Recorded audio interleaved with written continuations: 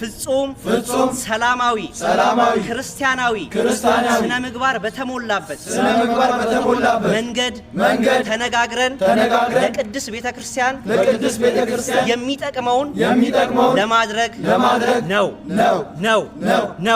በፍጹም ከማንም ጋር ከምንም ጋር ምንም አይነት ግንኙነት የሌለን ክርስቲያናዊነታችን ኦርቶዶክሳዊነታችን ብቻ ቀስቅሶን እዚህ ጋር የተገኘን መሆኑን ለሁሉም ለማሳወቅ እንወዳለን። በኢትዮጵያ ኦርቶዶክስ ተዋሕዶ ቤተክርስቲያን የሀዲያና ስልጤ ሀገረ ስብከት የአበካ ወረዳ ቤተ ክህነት ቅዱስ እስጢፋኖስ በግፍ ለሚጨፈጨፉት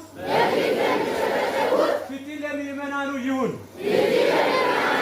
አሁን ፈርዶብን የት እንደምደበቅ አንዳንድ ጊዜ መደበቂያ ስላጣሁኝ እንጂ የታለ ጳጳሱ ዝም ያለው ይላል። ያም ተነስቶ የታለ ምን ያለው ይላል። መቼስ ጳጳሳት ግደሉ አላል። እኛም ቀናችን እስከሚደርስ ነው የምንጠብቀው። በዚህ ዘመን የሀገራችን ኢትዮጵያ ወቅታዊ ሁኔታ ስንመለከት በታሪክ የምናውቀውን የጨካኙን ገዥ ተግባር በግልጽ ያስነብበናል። ሰላም ውድ የቻናሌ ቤተሰቦች እንደምን አላችሁ? በያላችሁበት ሁሉ ሰላማችሁ ይብዛ። ዛሬ እንግዲህ ይዤላችሁ የመጣሁት በትናንትናው ዕለት የታላቁ መልአክ የቅዱስ ገብርኤል ክብረ በዓል በኢትዮጵያ ሀገራችን በተለያዩ ቦታዎች በደማቅ ሁኔታ መከበሩ ይታወቃል ማለት ነው። ታዲያ በበዓሉ ላይ ብፁዓን አባቶች ኢትዮጵያ ሀገራችን አሁን ላይ ያለችበት ሁኔታ እጅግ አሳሳቢ ደረጃ ላይ እንደደረሰች ሲገልጹ የምንመለከት ይሆናል። ከነዚህም መካከል ብፁዕ አባታችን ብፁዕ አቡነ አብርሃም የሰሜን ጎጃምና የባህር ዳር ሀገረ ስብከት ሊቀ ጳጳስ ሀገራችን ኢትዮጵያ በየመንገዱ እየሞቱና ሰላምን አጥታለች፣ እንዲሁም በቅርቡ በደቡብ ወሎ ሀገረ ስብከት በሚገኙ ገዳማውያን ላይ የድሮን ጥቃት መፈጸሙ ይታወቃል። በዚህ ዙሪያም የሰጡትን ሐሳብ የምናየው ይሆናል። በሌላ በኩል ደግሞ በሐዋሳ ቅዱስ ገብርኤል ቤተክርስቲያን በመገኘት እንደዚሁ ኢትዮጵያ ሀገራችን ችግር ውስጥ ናት በማለት ድምጻቸውን ሲያሰሙ የምንመለከታቸው ብፁዕ አቡነ ዮሴፍ ናቸው። ይህንንም ጉዳይ የምንሰማው ይሆናል ማለት ነው። እንዲሁም ደግሞ አሁን በሀዲያ ሀገረ ስብከት በአመካ ወረዳ ላይ አንድ የኦርቶዶክስ ቤተክርስቲያን እና በአማኞች ላይ የተፈጸመ ጥቃትን በማስመልከት ከሀገረ ስብከቱ የተላለፈ መልእክት አለ፣ የምንመለከተው ይሆናል ማለት ነው። እናንተ ታዲያ ቪዲዮን ከመጀመራችሁ በፊት ለቤቱ አዲስ ከሆናችሁ ሰብስክራይብ፣ ላይክ፣ ሼር በማድረግ ቪዲዮን እንድትጀምሩ ትላለሁ። ቀጥታ ወደ ቪዲዮ።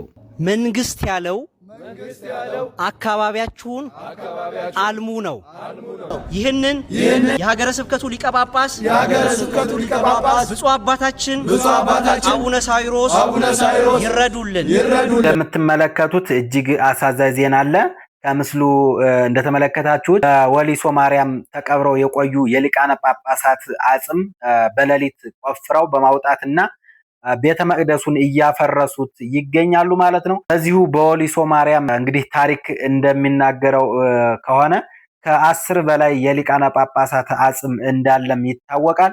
ታዲያ ታሪክ አስቀጣዩ ወጣት ነገሩን በሰከነ መንገድ እየተመለከቱት ይገኛሉ ማለት ነው። ቤተክርስቲያን ልጆች ወይም የቤተክርስቲያን ወጣቶች ሃይማኖታችንን አናስደፍርም፣ አባቶቻችን ያቆዩንን እምነታችንን እንጠብቃለን እያሉ አጽንኦት ሰጥተው ቤተ መቅደሱ እንዳይፈርስባቸው እየተከራከሩ እንመለከታቸዋለን ማለት ነው።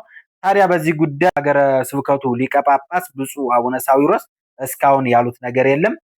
ታዲያ በዚህ ጉዳይ እናንተስ ምን ትላላችሁ? ሐሳብ እኛ የሰውን አነካም የኛም እንድነካ አንፈልግም።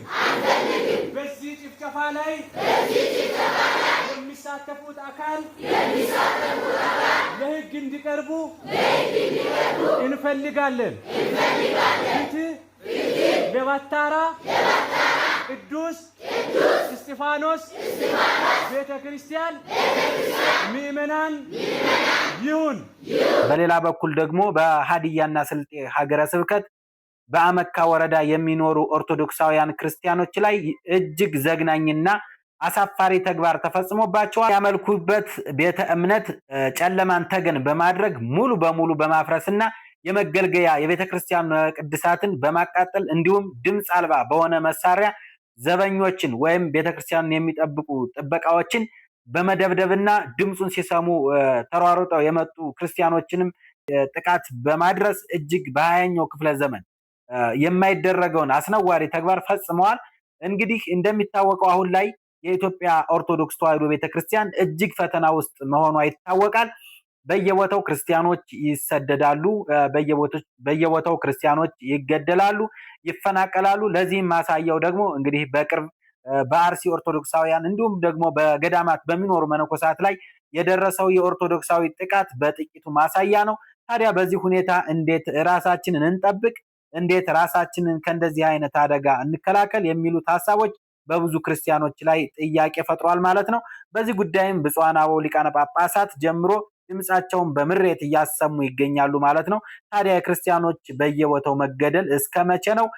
የክርስቲያኖች በየቦታው መሰደድ እስከ መቼ ነው? መፈናቀልስ የሚያመልኩበት ቦታ ቤተክርስቲያናቸውን ማፍረስ እስከ መቼ ሊሆን ይችላል ሊቀጥል ይችላል የሚለው እጅግ አጠያያቂ ሆኗል ማለት ነው። ታዲያ በዚህ ጉዳይ የእናንተ ሐሳብስ ምን ይመስላል? የዚህ ሳምንት መርዷችን መርዶው ከዕለት ወደ ዕለት ነው። የምስራች የምንሰማበት ናፍቆናል። ጦርነት፣ ዋይታ፣ ስደት፣ ሞት በቃ የሚባልበት ናፍቆናል። ብዙ ካህናት ሕይወታቸው አለፈ በቤተ መቅደሱ። ብዙ እናቶቻችን ሕይወታቸው አለፈ።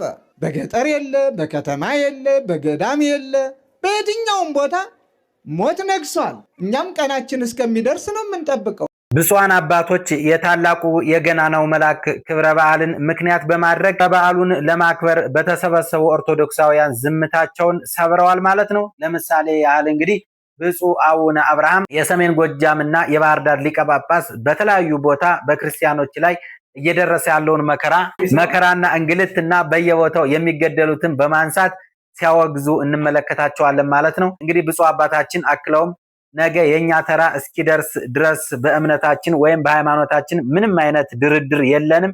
እውነቱን እውነት ሐሰቱን ሐሰት በማለት የኛ ተራ እስኪደርስ ድረስ እየመሰከርን እየተናገርን በእምነታችን ጸንተን መቆየት እንዳለብን ለመላው ኦርቶዶክሳውያን በአጽንኦት አሳስበዋል ማለት ነው። በሀገራችን በየአቅጣጫው የሚታየው አለመረጋጋት፣ የሰላም እጦት፣ የወንድማማቾች ጦርነት፣ መፈናቀል፣ ረሃብና ፍርሃት በየደረጃው ከተቀመጡና ኃላፊነታቸውን በአግባቡ ከማይወጡ ኃላፊዎች አስተሳሰብ የመነጨ ሆኖ እናገኘዋለን። በዚህ ዘመን እግዚአብሔርን የማያውቁና የማያምኑ ሰዎች በምድራችን ላይ ስለበዙ ብዙ ንጹሐን ክርስቲያኖች ያለ ጥፋታቸው እንደ ቅዱስ ቂርቆስና ቅድስት ኢየሉጣ በእሳት ውስጥ ተጥለው በብዙ ችግር እየተሰቃዩ ያሉበት ዘመን ነው።